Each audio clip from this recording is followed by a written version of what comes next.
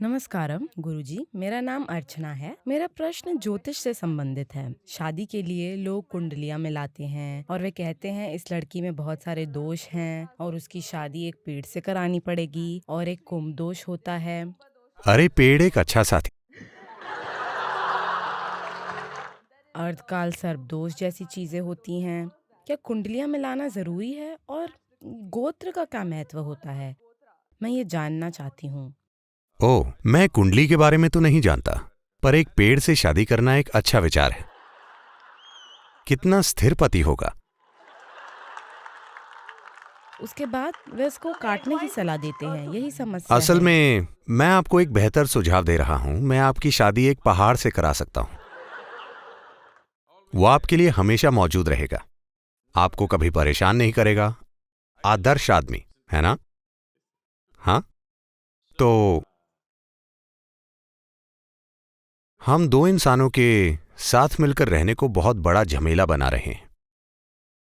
आखिरकार दो इंसान साथ जुड़ना चाहते हैं क्योंकि जरूरतें हैं, ठीक है? शारीरिक जरूरतें हैं, मानसिक जरूरतें हैं, भावनात्मक जरूरतें हैं, सामाजिक, आर्थिक और दूसरी तरह की जरूरतें हैं।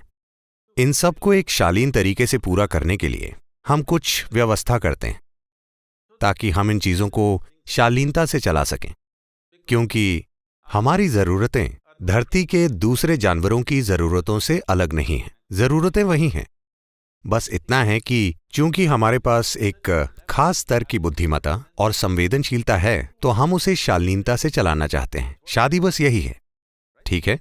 हेलो, लोग कहते हैं शादियां स्वर्ग में बनाई जाती हैं। मेरे ख्याल से इसीलिए शादियां असफल होती हैं,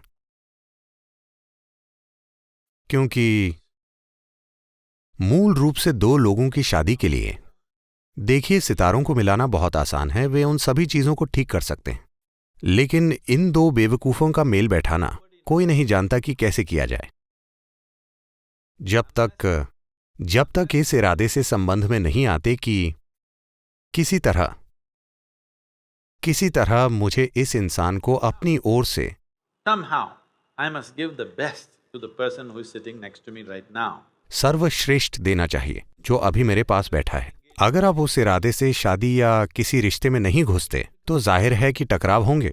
अगर आप ये खोज रहे हैं कि किसी से कैसे खुशी निचोड़ी जाए, वैसे शुरू में ये पूरा अच्छा होगा, ये रोमांटिक लगेगा, पर कुछ समय बाद ये एक आपदा होगी। इसलिए नहीं कि सितारे टकरा रहे हैं, बस इसलिए क्योंकि आप किसी से खुशी निचोड़ने की कोशिश कर रहे हैं और वो आपसे खुशी निचोड़ने की कोशिश कर रहे हैं। कुछ समय बाद ये हर हाल में एक संघर्ष बन जाएगा। अगर आप ये देख रहे हैं कि कैसे खुद को दूसरे इंसान के प्रति पूरी तरह समर्पित करना है, और अगर वो इंसान भी यही कर रहा है, तब ये एक शानदार रिश्ता बन जाता है। अगर सिर्फ आप ऐसा कर रहे हैं और दूसरा इंसान इस तरह का नहीं है, फिर भी आपका जीवन तो अच्छा होगा, पर उसका जीवन झमेले वाला होगा। हाँ, क्योंकि देखिए, मैं आपको एक चुटकुला सुनाता हूं, ठीक है? ये एक गंभीर सवाल है, लेकिन एक बार ऐसा हुआ, शंकरन पिल्ले यूनिवर्सिटी में थे।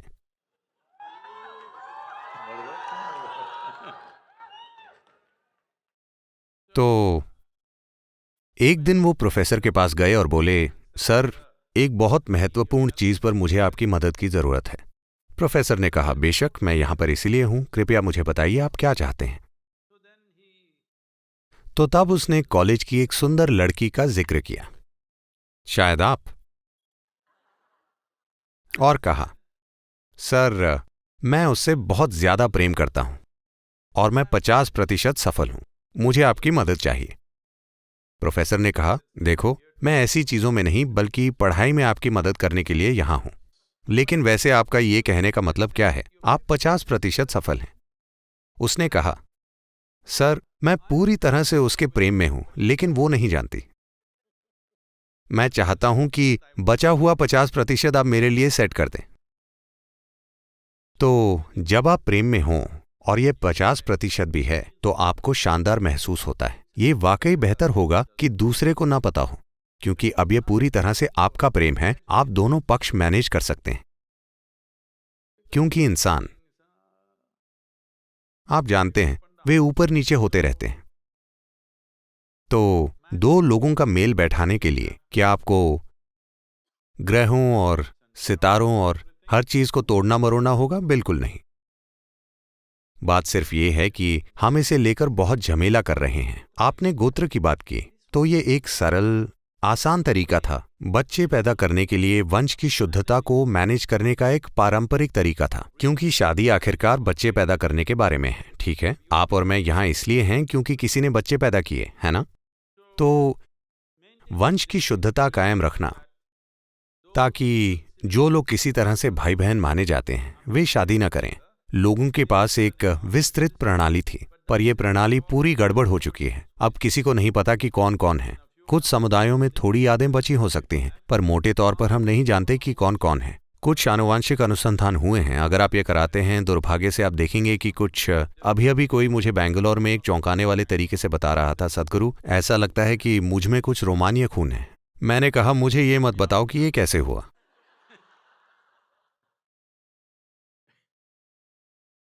तो हजारों साल बाद हमें नहीं पता कि क्या हुआ था। अब इससे कोई फर्क नहीं पड़ता, पर एक करीबी समाज में जहां लोग बहुत करीब रहते हैं, इसे कायम रखना बहुत महत्वपूर्ण है। क्योंकि जब दूसरा हर कोई ये सोचता है कि जिससे आप शादी कर रही हैं वो आपका भाई है, तो वहां रहना बहुत मुश्किल हो जाएगा। आप कहीं दूर हैं, आप नहीं जानते कि किसी और जगह से 25 पीढ़ियों के बाद आपने शायद अपने भाई से शादी कर ली हो, पर आपको पता भी नहीं है और ये रिश्ता बहुत दूर का है। लेकिन एक करीबी समाज में ये मायने रखता है। अगर ये एक बहुत करीबी समाज है तो इसका सम्मान करना बेहतर होगा।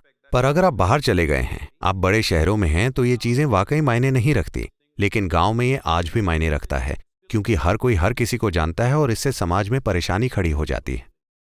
तो आप जिससे चाहे शादी कीजिए, क्योंकि अगर आप किसी ऐसे इंसान से शादी करती हैं जिसे आप नहीं चाहती, तो आप अपने जीवन को दुखी बनाएंगे और दुर्भाग्य से उसका जीवन भी दुखी बनाएंगी। मैं उस आदमी को बचाने की कोशिश कर रहा हूं।